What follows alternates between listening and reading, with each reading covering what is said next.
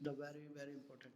देखिए बेटा, Bayes theorem समझने से पहले हम कुछ समझते हैं कि भाई कहना क्या चाहता है बेस थ्योरम। सम्स तो हम कर लेंगे, बट हमें पहले कुछ चीज़ें पता होनी चाहिए। सबसे पहले तो हमें एक चीज़ पता होनी चाहिए बेटा कि भाई नॉर्मल प्रोबेबिलिटी क्या होती है।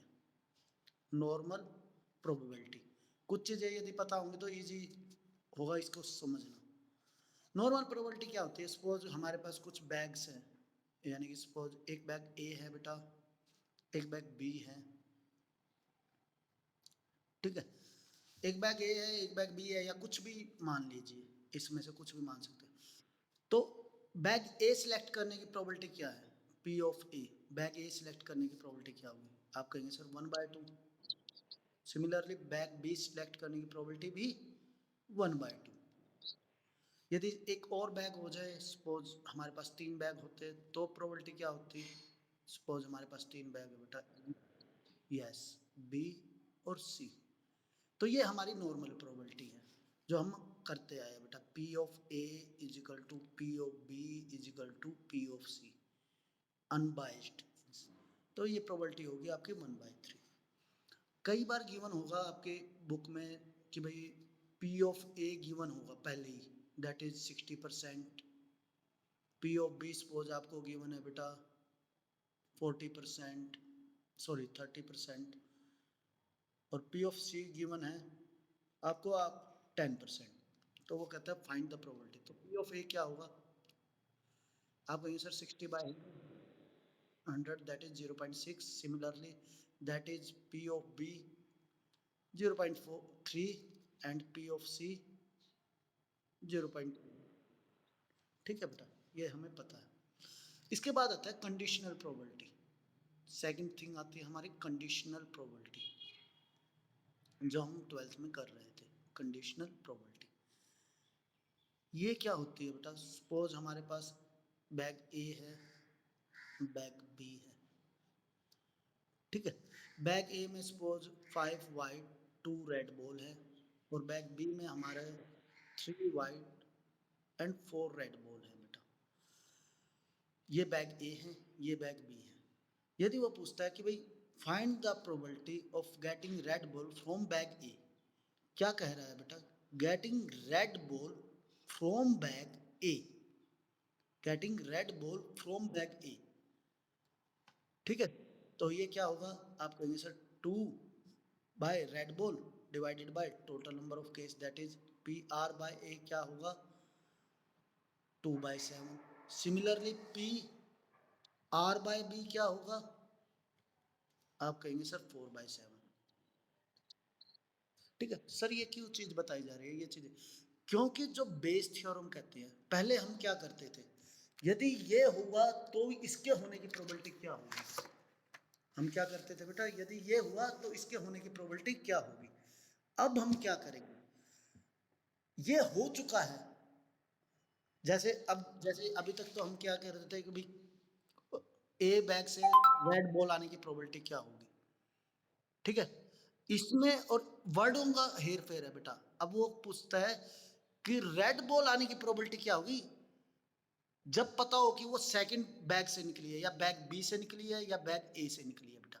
देखिए क्वेश्चन में क्या चेंज है, सिर्फ वर्डों का हेर फेर है। रिवर्स प्रोबेबिलिटी कहा जाता है। बेस थ्योरम क्या निकालती है बेटा? Reverse probability, reverse probability of inverse, reverse probability of conditional probability. Conditional reverse निकालता है बेटा। सर वो कैसे? देखिए बेटा, पहले क्या कहा गया था? पहली लाइन में वो कह रहा है कि find the probability of red ball from bag A, find the probability of red ball from bag A. और इसमें क्या कहता है? इसमें वो कहता है ये हमें पता है कि रेड बॉल निकली है, ये हमें पता है कि रेड बॉल निकली है, क्या प्रोबेबिलिटी है कि वो बैग ए से निकली है या बैग बी से निकली है, ठीक है। पहले में हमें बताया गया था रेड बॉल निकली है फ्रॉम बैग ए, निकालनी है रेड बॉल, निकालनी है फ्रॉम बैग ए, यानी पी आर बाय ए। अब क्या है? अब वो कहता है रेड बॉल तो निकल चुकी है, रेड बॉल तो निकल चुकी है, लेकिन क्या है कि वो ए से निकलेगी या बी से निकलेगी। ओके बेटा, no problem, no problem.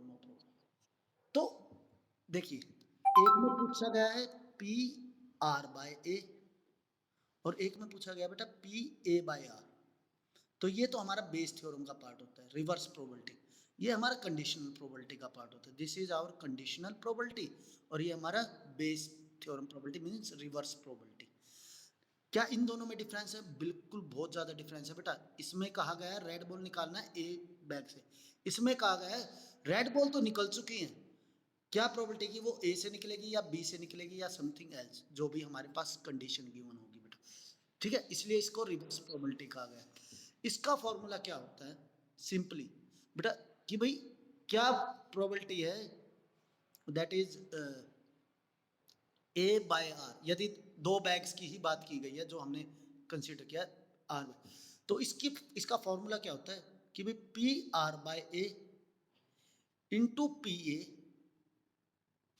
Divided by P total number of case, P R by A P A plus P R by B into P B. ठीक है बेटा, मीन्स देखिए बेटा कहा क्या है, समझने का है बस। हमें अब प्रोबेबिलिटी क्या निकालनी है? हमें प्रोबेबिलिटी निकालनी है रेड बॉल की कि वो ए बैग से निकले। तो ठीक है बेटा, इसका फॉर्मूला यदि आप देखेंगे तो ए बाय आर है तो यहाँ पे आर बाय ए होगा। देखिए ये ए बाय आर तो यहाँ आर बाय ए इंटू जो ऊपर है उसकी प्रोबेबिलिटी, ना कि जो नीचे है उसकी प्रोबेबिलिटी। भाई ए बैग आने की प्रोबेबिलिटी क्या है?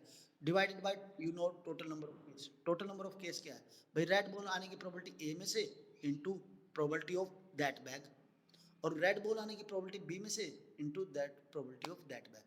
सर थोड़ा ये कंफ्यूजिंग सा लग रहा है, this part is some confusing. देखिए बेटा आपको पहले ये वर्डिंग तो पता लग गई होगी, सर इतना क्यों बताया जा रहा है? यदि हम डायरेक्ट सम करें तो क्या प्रॉब्लम है? बेटा डायरेक्ट सम करेंगे तो सवाल समझ में आ जाएंगे, नो प्रॉब्लम, एक्सरसाइज के सवाल भी कर लेंगे। लेकिन यदि वो क्वेश्चन एक्सरसाइज और इससे अलग दे दे, आएगा बेस थ्योरम से, ये कंफर्म्ड है, मैक्सिमम चांस यदि आप देखेंगे तो। बेटा आपको ये पता होना चाहिए निकालना क्या है। यदि यही नहीं पता तो हम क्या करेंगे? तो ये चीजें तो पता है, ठीक है, फुल मार्क्स नहीं प्राप्त कर पाएंगे। सिंपल है बेटा, नॉर्मल प्रोबेबिलिटी, हर एक सवाल में हम नॉर्मल प्रोबेबिलिटी निकालेंगे पहले तो, फिर हम निकालेंगे। हाँ जी, हाँ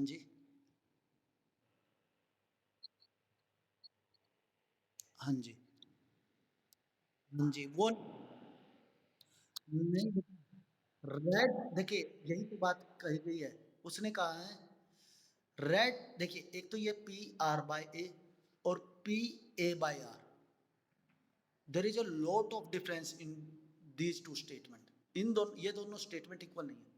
इसमें पहले ही पता है आपको बैग कौन सा है, उसमें से रेड बॉल निकालने की प्रोबेबिलिटी। ठीक है, इसमें आपको पहले ही पता है बैग कौन सा है, उसमें से रेड बॉल आने की प्रोबेबिलिटी। और इसमें आपको ये निकालना है पी ए बाय आर, मतलब रेड बॉल तो निकल चुकी है ये मुझे पता है कि वो ए बैग से निकलेगी। अब ये देखिए सर इसमें डिफरेंस क्या है? सपोज करो पी आर बाय ए आती है 3/4 मान लिया, तो पी ए बाय आर आपके अकॉर्डिंग तो 4/3 होनी चाहिए बेटा। लेकिन ये क्या पॉसिबल है? 3/4 is possible but 4/3 is possible. 4/3 1 point something, आपको पता है बेटा प्रोबेबिलिटी 1 से ज्यादा नहीं हो सकती। ठीक है, इसलिए इन दोनों स्टेटमेंट्स में डिफरेंस है, इसलिए इन दोनों स्टेटमेंट्स में डिफरेंस है। ठीक है, हर एक क्वेश्चन को करने का क्या तरीका है? बिल्कुल शॉर्टकट ट्रिक है बेटा, सिंपल। नॉर्मल प्रोबेबिलिटी हमें निकालनी आती है, बिल्कुल आती है सर, नॉर्मल प्रोबेबिलिटी हम निकाल लेंगे बैग ए या बैग बी की, यदि 3 बैग है तो निकाल लेंगे। फिर कंडीशनल प्रोबेबिलिटी निकालनी आती है, बिल्कुल आती है सर, कोई प्रॉब्लम नहीं है।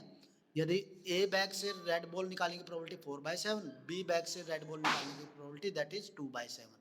ठीक है सर, ये ठीक है।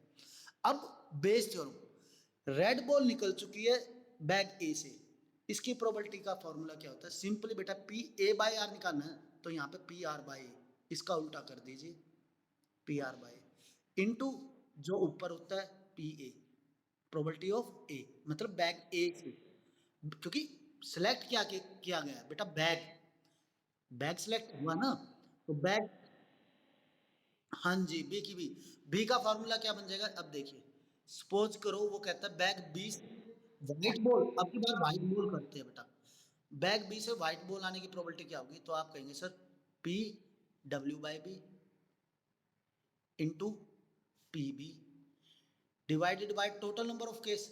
टोटल नंबर ऑफ केस तो बेटा दोनों के सेम केस ऐड होंगे ना, W by B P B plus P W by A P A P A. ठीक है, सपोज एक और बैग होता हमारे पास सी होता, तो वो P W by C into P C. भाई सी बैग से डब्ल्यू वाइट बॉल निकलने की प्रोबेबिलिटी।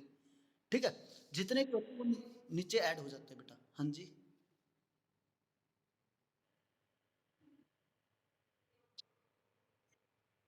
बिल्कुल बिल्कुल बेटा। अभी अभी देखिए सम्स करेंगे ना तो आपको आसानी से रहेगी। देखिए बच्चे क्या करते हैं, जब इसको कैलकुलेट करते हैं इससे ये काट देते हैं, ऐसे कभी नहीं कटता, क्योंकि फिर तो ये प्लस का मैटर नहीं करता बेटा। ठीक है, देखिए कितने भी केस दिए हुए हैं, यहाँ ऊपर तो एक ही केस आएगा, क्योंकि आपको पता है ऊपर फेवरेबल केस होते हैं, तो फेवरेबल केस तो हमेशा फिक्स ही होते हैं, divided by total number of case. ये एज इट इज, ये एज इट इज। उसके बाद जो उसके साथ एक्स्ट्रा बनी है, W by A P A, W by C P C. यदि एक और बैग है तो उसको भी ऐड कर देंगे, जितने बैग होते जाएंगे ऐड करते जाएंगे। ठीक है, ओके। देखो बेटा, पी बी बाई डब्ल्यू रटने की जरूरत नहीं है, पी बी बाई डब्ल्यू निकालना है, B W by B P. अब ये एज इट इज लिख दिया यहाँ पर, P W by B P B. अब बेटा बैग चेक कर लो और व्हाइट बॉल चेक कर लो। बैग ए, बैग ए और दे रखा है तो उसको भी ऐड कर दो, सी दे रखा है तो और भी ऐड, डी दे रखा हो तो उसको भी ऐड कर लेंगे, वगैरह वगैरह वगैरह। ठीक है बेटा, ओके। अब देखिए सवाल अब कितने आसान हो जाएंगे, ये यदि अच्छे से समझ में आ गया तो सवाल सम्स देखिए कितने आसान हो जाएंगे बेटा। हाँ,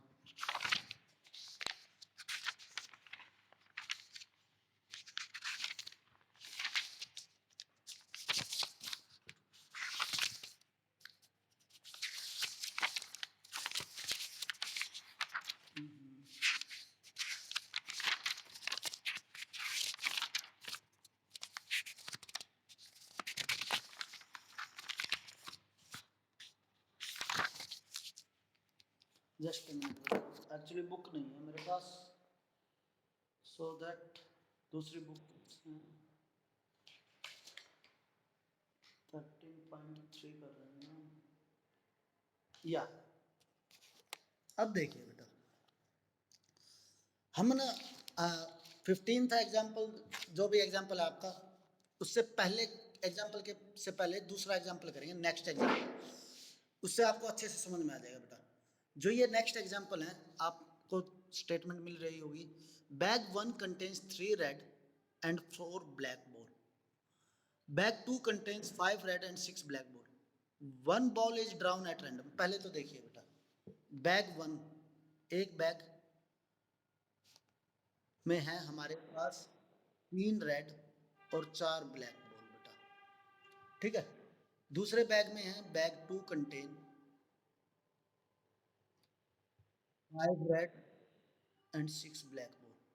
ठीक है बेटा, अब सिंपली उसने क्या कहा है आगे देखिए बेटा, one ball is drawn at random from one bag of bag. अब एक बॉल निकालनी है किसी भी बैग से, it is found to be red, ये भी पता लग गया कि भाई वो रेड है। Find the probability that it was drawn from bag two, ये प्रोबेबिलिटी निकालनी कि वो बैग टू से निकली है। पहले क्या पूछता था, पहले पूछता था फाइंड द प्रोबेबिलिटी, पहले क्या पूछता था कंडीशन नंबर, कि भाई बैग टू से रेड बॉल आने की प्रोबेबिलिटी क्या है, पहले ये पूछता था। अब उसने ये नहीं पूछा, उसने कहा बॉल तो निकल चुकी है और वो बॉल भी पता लगी रेड है, ये बताना है कि वो बैग टू से निकली है। अब देखिए बेटा, सिंपल कैसे करते हैं सवाल को, कैसे सिंपल किया जाता है। सबसे पहले तो नॉर्मल प्रोबेबिलिटी निकालनी है। नॉर्मल प्रोबेबिलिटी, भाई बैग वन आने की प्रोबेबिलिटी क्या है, बैग वन सिलेक्ट होने की प्रोबेबिलिटी क्या है, आप कहेंगे सर 1/2। पी बी मतलब बैग पी बी वन कर देते हैं, दैट इज 1/2। और पी बी टू क्या कहते हैं, हर एक सवाल में ऐसे ही करेंगे बेटा। पी बी टू आप कहेंगे वो भी सर 1/2 है, पी बी टू भी 1/2 है। ठीक है, अब रेड बॉल की पूछ रखी है, तो P R by B one क्या होगा, आप कहेंगे sir that is R by B 3/7 P R by B two ये बैक टू है ना बेटा। अब बोलेंगे 5/11 सर पता लग गया। कंडीशनल प्रोबेबिलिटी भी पता लगी, नॉर्मल प्रोबेबिलिटी भी पता लगी। अब कौन सी प्रोबेबिलिटी निकालनी है? अब उसने कहा है फाइंड द प्रोबेबिलिटी। पहले ही पता है कि रेड बॉल आ चुकी है लेकिन बैक टू से।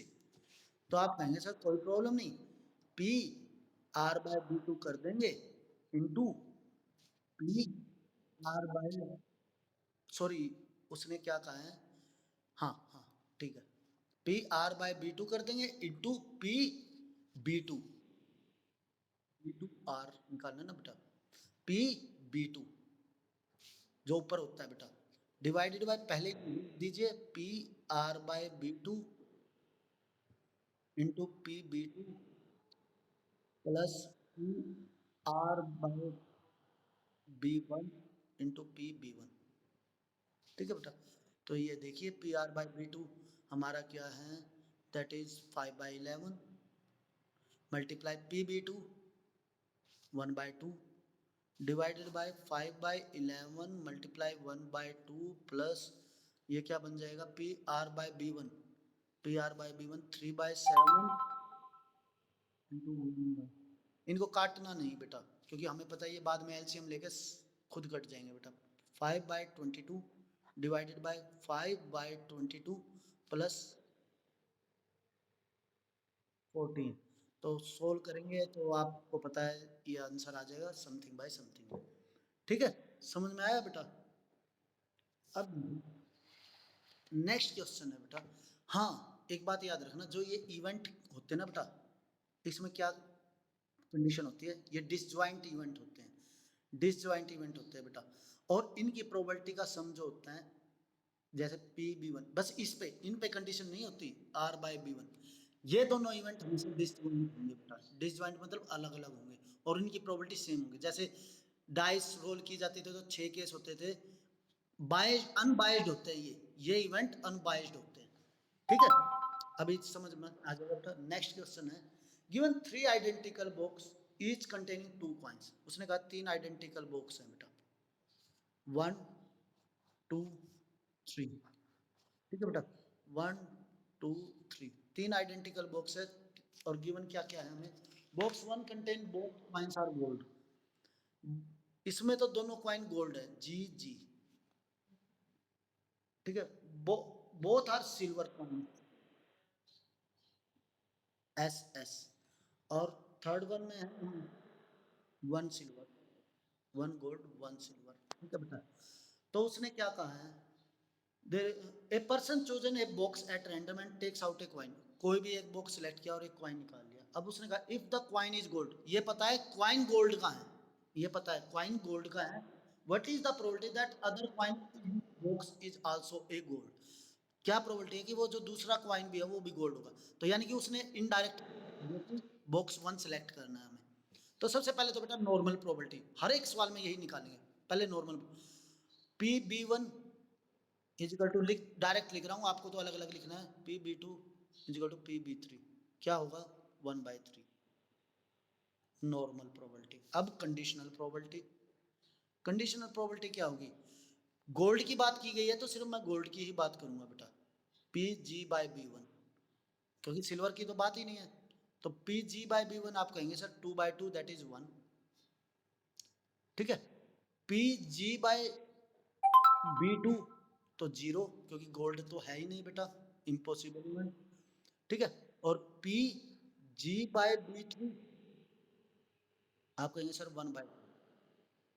ठीक है, अब निकालना क्या है, उसने क्या कहा था, गोल्ड तो निकल चुका है, क्या प्रोबेबिलिटी है कि वो दूसरा भी कॉइन गोल्ड है, यानी कि बी वन से निकला है।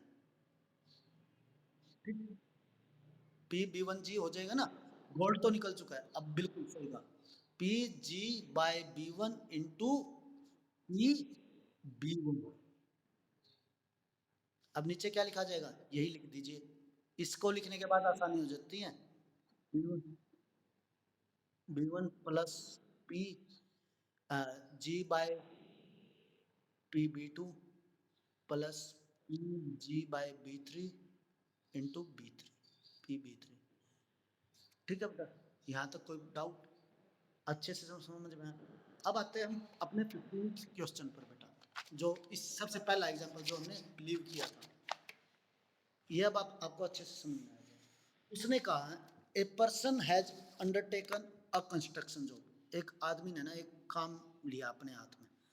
The probability are 0.65 that there will be a strike, strike होने की प्रोबेबिलिटी 0.65 है, and there will be a strike 0.80 that construction job will be completed on time, और 0.80 प्रोबेबिलिटी है कंस्ट्रक्शन जॉब है जो उसने ठेका लिया है वो काम टाइम पे पूरा हो जाएगा। If there is no strike, ये प्रोबेबिलिटी जब है जब स्ट्राइक नहीं होगी, and 0.32 that construction job will be completed on time, ये प्रोबेबिलिटी जब है स्ट्राइक, स्ट्राइक होगी तो ये प्रोबेबिलिटी है, स्ट्राइक नहीं होगी तो ये प्रोबेबिलिटी है काम के पूरा। Determine the probability that construction job will be completed on time, उसने कहा है कोई कंडीशन नहीं कहा, उसने सिर्फ ये पूछी है कि भाई कंस्ट्रक्शन जॉब टाइम पे कंप्लीट हो जानी चाहिए। ठीक है भाई, लेट इवन जो इवेंट है, ई इवेंट मान लीजिए या कुछ भी मान लीजिए, ए इवेंट मान लीजिए, ए इवेंट मान लीजिए, there will be a strike, there will be a strike. ठीक है बेटा, there will be a strike, तो स्ट्राइक होने के चांस कितने हैं बेटा? 0.80, 0.80, पी ए कितने हैं बेटा? 0.80, तो पी ए डैश कि भाई स्ट्राइक नहीं होगी तो क्या होगा आप कहेंगे? The probability are 0.65 that there will be a, sorry 0.65 बेटा, सॉरी सॉरी सॉरी सॉरी, 0.65। ठीक है बेटा, पी ए डैश क्या हो जाएगा? 1.0.65 दैट इज 0.35, 0.35। ठीक है बेटा, द प्रोबेबिलिटी देखिए, probability that 0.65 there will be a strike, and 0.80 that construction job will be completed on time if there is a strike, and 0.32 that construction job will be completed on time if there is no strike, there is a strike, sorry। ठीक है बेटा, पर B a strike. ठीक है बेटा, strike होने की probability ये है, तो स्ट्राइक ना होने की प्रोबेबिलिटी क्या होगी? Of course 1 minus. ठीक है बेटा, यहाँ तक कोई प्रॉब्लम? अब उसने कहा है काम पूरा होना, हम बी मान लेते हैं इवेंट, काम पूरा हो जाएगा, बी इवेंट काम पूरा हो जाएगा, तो हमें क्या चाहिए बेटा? पहली कंडीशन तो पता लगी जो B1 B2 सिलेक्ट करने की थी, बैग 1 बैग 2, भाई स्ट्राइक है स्ट्राइक नहीं है। ठीक है, अब B B by A, B by ए मतलब काम पूरा हो जाए जब स्ट्राइक है, तो वो कितनी प्रोबेबिलिटी है बेटा? 0.80, 0 सॉरी 0.32 स्ट्राइक है भाई, construction job will be completed on if there is a strike, and 0.80 that construction job will be completed on time if there is no strike, यानी P B by A dash क्या है बेटा? That is there will be a 0.80, भाई काम पूरा हो जाए जब स्ट्राइक ना हो, वो है प्रोबेबिलिटी। प्रोबेबिलिटी गिवन है बेटा हमें सब, हमने कहा था जब परसेंटेज में गिवन होगी तो प्रोबेबिलिटी गिवन होगी। उसने कहा काम पूरा होना चाहिए, मुझे ये नहीं पता कि स्ट्राइक है या नहीं, तो पी बी निकालना है बस। उसने काम पूरा होने की प्रोबेबिलिटी पूछी है, कोई कंडीशन नहीं पुटअप की, उसने कहा सिर्फ काम पूरा होना चाहिए पी बी, तो ये क्या होगा बेटा? आप कहेंगे sir P A A into P B by A, B by, भाई स्ट्राइक होगी तो काम पूरा होने की प्रोबेबिलिटी है, और स्ट्राइक नहीं होगी काम पूरा होने की probability P B by A dash, यदि स्ट्राइक नहीं होती है तो। ठीक है, बस ये निकालना, यानी टोटल प्रोबेबिलिटी जो हम नीचे निकालते थे ना बेटा, जो नीचे निकालते थे वो पूछ दिया इसने, उसने कोई कंडीशन पुट अप नहीं की। ठीक है, ओके, यदि वो कंडीशन पुट अप कर देता कि भाई काम पूरा हो गया ये तो हमें पता है, लेकिन स्ट्राइक है, लेकिन स्ट्राइक है, ऐसा भी पूछ सकता है बेटा। ठीक है, ओके, काम पूरा हो गया है तो, हाँ बिल्कुल बिल्कुल बिल्कुल, उसने सिर्फ ये पूछा काम पूरा होना चाहिए, कोई कंडीशन पुट अप नहीं की, तो पी भी निकाल दिया हमने भाई काम पूरा होना चाहिए, ये जो नीचे केस होते हैं ये तो सारे केस बन जाते हैं ना, टोटल नंबर ऑफ केस। भाई ये काम हुआ है, भाई ग्रीन बॉल निकली है बैग 1 से, ग्रीन बॉल निकली है बैग 2 से, ग्रीन बॉल निकली है बैग 3 से, गोल्ड, गोल्ड का ये तो टोटल हो गया ना। भाई गोल्ड बॉल निकलनी चाहिए, किसी से भी निकले मुझे नहीं पता, तो काम पूरा होना चाहिए, कैसे भी पूरा हो मुझे नहीं पता। ठीक है, ये टोटल नंबर ऑफ केस होते हैं बेटा। ठीक है, एक्चुअली जो होता है कंडीशनल प्रोबेबिलिटी में, जो पी एक्स बाय ए किया था ना हमने, conditional probability are by B, आपको पता है कंडीशनल प्रोबेबिलिटी क्या कहती है, पी आर बाय बी। तो आर जो होता है वो तो होता है बेटा एलिमेंट, हमेशा एलिमेंट से रिलेटेड होगा। ठीक है, बी होता है केस, हाँ मतलब केस क्या क्या हो सकते हैं, स्ट्राइक है या नहीं है वगैरह वगैरह, बैक में है, इस टाइप में। ठीक है बेटा, ओके नेक्स्ट क्वेश्चन करें। सबसे ही ज्यादा इंपॉर्टेंट क्वेश्चन बेटा, ये समझ में आया, सब समझ में आ जाएगा। अब देखिए बेटा नेक्स्ट क्वेश्चन में क्या कहते हैं वो, सिंपल है। उसने कहा suppose that the reliability of a HIV test is specified as follow. HIV test किया गया, उसकी रिलायबिलिटी क्या है, of people having HIV 90% of the test detect the disease but 10% go undetected.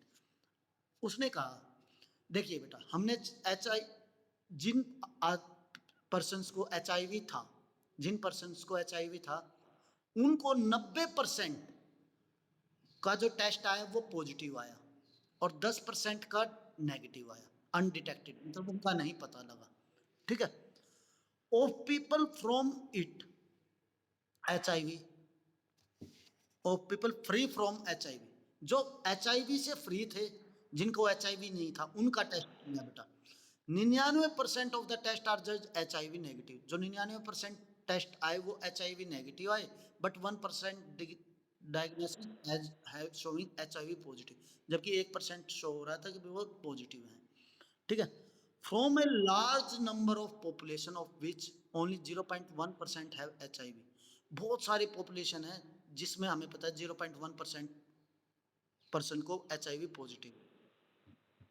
ठीक है, 1% इज सिलेक्टेड एट रैंडम, एक person कोई भी सिलेक्ट किया, एक पर्सन की प्रोबेबिलिटी निकालनी है, गिवन दैट HIV टेस्ट, और उसका HIV टेस्ट किया गया, and the pathologist report him और हर एज HIV पॉजिटिव, और पैथोलॉजिस्ट ने कह दिया कि भाई ये ना HIV पॉजिटिव ही है। ठीक है, व्हाट इज द प्रोबेबिलिटी, ये बता दिया है कि वो HIV पॉजिटिव है, ये बताया जा चुका है वो HIV पॉजिटिव है। अब उसने क्या कहा है, what is the probability that person actually has HIV, कि आदमी को पहले वाकई में HIV था। ठीक है, अब देखिए बेटा सर कुछ क्वेश्चन अजीब सा लगा, समझ में नहीं आया। अभी आपको पता है अभी चल क्या रहा है, हमारा कोरोना पीरियड चल रहा है। ठीक है, बिल्कुल बिल्कुल बिल्कुल बिल्कुल बिल्कुल डायरेक्टली उसी से कोरिलेट है। अब देखिए कोरोना पीरियड चल रहा है, तो आपने कभी टेस्ट किया होगा, मुझे भी कोरोना पॉजिटिव मिला था बेटा, आपको बताया होगा, आई डोंट नो। ठीक है, इन्फेक्टेड हुआ था मैं, नहीं बेटा हकीकत में I am infected by corona. ठीक है, बट मेरा जो जो रिपोर्ट थी ना वो नेगेटिव थी। एक्चुअली मेरे एक ही दिन में 3 टेस्ट हुए कोरोना के, एक ही दिन में बेटा 3 टेस्ट हुए। जो पहले टेस्ट की रिपोर्ट आई वो पहले नेगेटिव आई, दूसरे टेस्ट की नेगेटिव थी, तीसरे टेस्ट की नेगेटिव थी। ठीक है बेटा, लेकिन जब पहले नेगेटिव आई ना, नेक्स्ट डे उन्होंने ये रिपोर्ट को मुझे पॉजिटिव बता दिया, जिसकी वजह से मुझे क्वारंटाइन होना पड़ा बेटा, जिसकी वजह से मुझे क्वारंटाइन होना पड़ा। अब देखिए यानी कि उनके टेस्ट बाकी दो की परमानेंट नेगेटिव थी, इन दोनों की नेगेटिव। उसके बाद मेरा 14 को टेस्ट हुआ, ये था मेरा 9 जो भी था सितंबर, नहीं 9 सितंबर, हाँ 9 सितंबर की रिपोर्ट थी। फिर 9 सितंबर की ये थी, 9 सितंबर की ये थी फिर मैंने टेस्ट करवाया अपना 14 सितंबर को, वो भी रिपोर्ट आई नेगेटिव। फिर मैंने करवाया 19 सितंबर को, वो भी रिपोर्ट आई मेरी नेगेटिव। अब ये बात थी बेटा यहाँ पर, अब वो कहता है कि भाई जब हम टेस्ट करते हैं तो जरूरी नहीं है सारे टेस्ट ठीक हों, सारे टेस्ट ठीक हो। जो उसने पहली लाइन में कहा, उसने पहली लाइन में कहा हमें ये तो पता था भाई यहाँ पे जो 100 पर्सन है ना, 100% है, सबको HIV पॉजिटिव है, सबको कोरोना पॉजिटिव है, ठीक है। लेकिन जब इन 100% को चेक किया गया ना, 90 को तो उन्होंने बता दिया भाई कोरोना पॉजिटिव है या HIV पॉजिटिव है, लेकिन 10 को उसने नेगेटिव बता दिया। लेकिन हमें पता था उन 10 को भी पॉजिटिव है, यानी कि वो मशीन में थोड़ी गड़बड़ है, मशीन की एक्यूरेसी है ये, ठीक है, मशीन की एक्यूरेसी है। फिर हमें पता था भाई 100 जो पर्सन है ना, इनको तो HIV नेगेटिव है, मतलब ये फ्री फ्रॉम दिस है, HIV नेगेटिव है, ठीक है। और जब इनका टेस्ट किया गया, या फिर कोरोना नेगेटिव बोल सकते हैं आज की डेट में, जब इनका टेस्ट किया गया तो उसने क्या किया, 1% यानी कि 0.1%, यानी कि 1% को तो उसने पॉजिटिव बता दिया, बाकी 99% को उसने नेगेटिव बता दिया। तो यहाँ पे भी उसकी मशीन फेल हो गई, क्योंकि हमें पता था 100 के 100 फ्री फ्रॉम है। आपकी फैमिली के 5 मेंबर है बेटा, कोरोना हुआ, कोरोना भी फैला, आपने अपने आप को जैसे ही कोरोना की बीमारी आई ना, आपने 5 मेंबर आप क्वारंटाइन हो गए, बीमारी आई, आप बाहर किसी से नहीं मिले, किसी से पैसा नहीं लिया, किसी से कुछ नहीं दिया, ना लिया ना दिया ना कुछ। लेकिन जब आप 5 का टेस्ट किया ना, तो उसने क्या किया, एक का तो पॉजिटिव बता दिया, 4 को नेगेटिव बता दिया। तो जब आप बेटा मिले ही नहीं किसी से, तो आपको तो कोरोना होना नहीं चाहिए था, यानी कि वो मशीन खराब थी। इसी प्रकार मेरा जो टेस्ट था वो था तो नेगेटिव, लेकिन उन्होंने पॉजिटिव बता के क्वारंटाइन कर दिया था, वो तो कोई प्रॉब्लम नहीं था। तो मशीन में भी डिफेक्ट था, जैसे मशीन में डिफेक्ट था इसी प्रकार। अब उसने कहा है लार्ज पॉपुलेशन, यानी कि जैसे कि यहाँ पे तो 100 पे उसने बता दिया मशीन के बारे में, भाई पॉजिटिव को टेस्ट कर रहे हैं, ठीक है, पॉजिटिव को टेस्ट कर रहे हैं 100 में से 90 को तो ठीक बता रही है, 10 का गलत बता रही है। यदि नेगेटिव में टेस्ट कर रहे हैं तो एक का गलत बता रही है, 99 का ठीक बता रही है। अब उसने कहा है, बिल्कुल यहाँ तक ठीक है बेटा। अब वो क्या कह रहा है, समझने वाली बात क्या है, लार्ज पॉपुलेशन, लार्ज पॉपुलेशन यानी कि सपोज पानीपत शहर है, पानीपत शहर या Haryana state, large population Panipat से ही पिक कर लेते हैं बेटा। पानीपत से एक पर्सन को पिक किया उसने, एक पर्सन को पिक किया, जैसे मुझे था बेटा, मुझे तो खैर नेगेटिव था, सपोज एक पर्सन है, मुझे ही मान लीजिए कि भाई मुझे पॉजिटिव था, वाकई में कोरोना पॉजिटिव, एक पर्सन को पिक किया और बता दिया कि भाई पहले ही बता दिया इसको कोरोना पॉजिटिव है, ठीक है। अब उसने क्या पूछा, वाकई में इसको कोरोना पॉजिटिव था या नहीं था, जैसे मेरे को वाकई में तो नहीं था, मुझे वाकई में कोरोना पॉजिटिव नहीं था। अब पानीपत में तो पॉपुलेशन पता नहीं कितनी है बेटा, ठीक है, ओके, वाकई में तो पॉजिटिव नहीं था, लेकिन उसने कहा कि भाई पर्सन जो सिलेक्ट किया ना, वो मैं भी हो सकता हूँ, भाई पॉजिटिव तो दे दिया बट नेगेटिव था, ठीक है, वो तो अदर केस बन गया। लेकिन उसने पूछा पॉजिटिव तो था, बट वो वाकई में पॉजिटिव था ये बता। कंफ्यूज हो गए स्टेटमेंट में बेटा, क्वेश्चन ऐसा ही आएगा, थोड़ा अजीब सा। अब देखिए सोचने वाली बात क्या है, उसने क्या कहा है, ऊपर क्या लेना है नीचे क्या लेना है। उसने कहा है one person is selected at random given that HIV test and the pathology report him और हर एज HIV पॉजिटिव। देखिए बेटा, हमें एक्चुअल में क्या करना है, HIV पॉजिटिव बताना है, ये तो पता लग गया है ये HIV पॉजिटिव है, ठीक है। अब ऊपर क्या आएगा, हाँ एक्चुअली में उसको था या नहीं था, ठीक है। यदि ऐसे लिखने लग जाओगे ना, ऐसे लिखने लग जाओगे, बेस थ्योरम सबसे आसान हो जाएगी। देखिए पहले मैंने लिख लिया, रफली लिख लिया, उसने पूछा भाई HIV पॉजिटिव है तो मुझे पता है, वाकई में था या नहीं था, यानी कि वो इवेंट ऊपर लेना है। तो हमने क्या किया, लेट ए जो इवेंट है या ई जो इवेंट है, ई जो इवेंट जो आपके एग्जाम्पल्स में दिया जाता है, ई इवेंट है भाई, उसको वाकई में पॉजिटिव था, रियली पॉजिटिव, ठीक है। तो ई डैश क्या इवेंट होगा, क्यों, उसको वाकई में था नहीं, इट्स रियली नेगेटिव, भाई उसको था, नेगेटिव था। समझ में आ गई बात बेटा। अब ई, अब ये देखते हैं, यहाँ पे आते हैं बेटा, of people having HIV 90% of the test that disease but 10% go undetected, ठीक है। ओ पीपल 10% गो अनडिटेक्टेड, और people free from HIV 99% test are judged be HIV negative but 1% are diagnosed as HIV positive from a large population of which only 0.1% have HIV.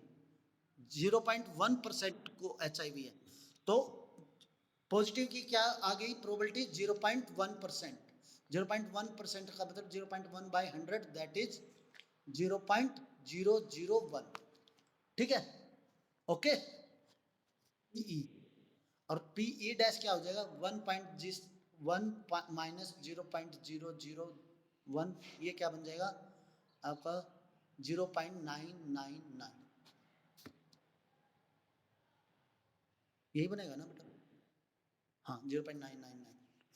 Okay, अब भाई HIV positive, ए event मान लीजिए भाई उसको HIV positive था, ठीक है, ए event HIV positive था, तो क्या निकालना है पी ए बाई ई और P A by E dash, वो गिवन है, हमें निकालना नहीं है, गिवन है।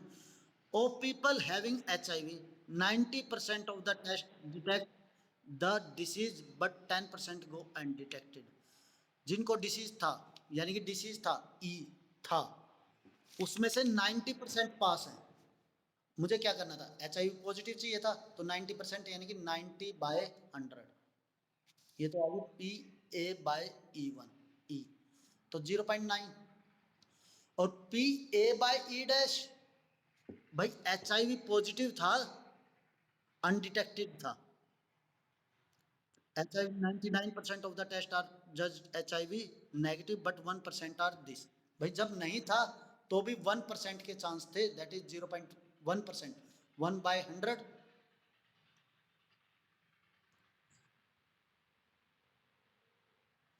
हाँ, नहीं था ना, नहीं था, नहीं था मैं पॉजिटिव थे, मैंने ए इवेंट जो माना HIV पॉजिटिव का माना बेटा। पहले भाई था, पॉजिटिव भी था और था भी, तो 90% था, पॉजिटिव था और था भी, ठीक है। और ये था of the people free from HIV, free from HIV मतलब ई डैश, लेकिन फिर भी पॉजिटिव था, वो 1%, 1 बाई 100 दैट इज 0.01। समझ में आ गई बात बेटा। अब उसने क्या पूछा है, उसने ये क्वेश्चन पूछा है, क्या निकालना है भाई, HIV पॉजिटिव तो है, यानी कि ए तो है, और वाकई में ए था, ई आएगा ना कि ई डैश, वाकई में ए था, तो इसका फॉर्मूला आपको पता है P A by E into P A, P E sorry, P E, P E बेटा, समझ में आ गई बात, डिवाइडेड बाय हो जाएगा P A by E into P E plus P A by E dash into P E dash, ये तो वैल्यू आपको पता है। Sir little bit confusing, confusing नहीं है बेटा। अब देखिए इस क्वेश्चन को कैसे घुमा घुमा के देता है। इस क्वेश्चन में हमने ये तो रट लेते हैं बच्चे, उस इस क्वेश्चन में वो एक क्वेश्चन तो ये पूछ लेता है what find the probability HIV positive, और वो HIV what is the probability that the person actually not have HIV, not have HIV, उसका HIV नहीं था, तो वो पूछता है P E dash by by A, ठीक है। कई बार इस क्वेश्चन को ऐसे भी पूछ लेता है बेटा, देखिए उसने क्या पूछ रखा है, of people having HIV 90% of the test detect the disease but 10% go undetected, 10% को वो पूछता है कि भाई HIV नेगेटिव, यहाँ पे पूछ लेता है वो HIV नेगेटिव, ठीक है। तो हमें कौन सी प्रोबेबिलिटी लेनी होगी 10% वाली, और यहाँ पे 99% वाली, ठीक है। HIV नेगेटिव, उसमें भी अब दो क्वेश्चन बन सकते हैं कि HIV नेगेटिव लिया और क्या है कि वो HIV नेगेटिव था, और क्या है कि वो HIV नेगेटिव लिया और HIV पॉजिटिव था। बात समझ में आ गई बेटा।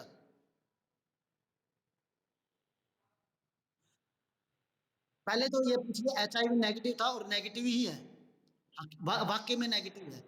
दूसरे में पूछ लिया HIV नेगेटिव था आया बट था पॉजिटिव, क्योंकि मशीन भी तो खराब है, मशीन भी तो खराब है।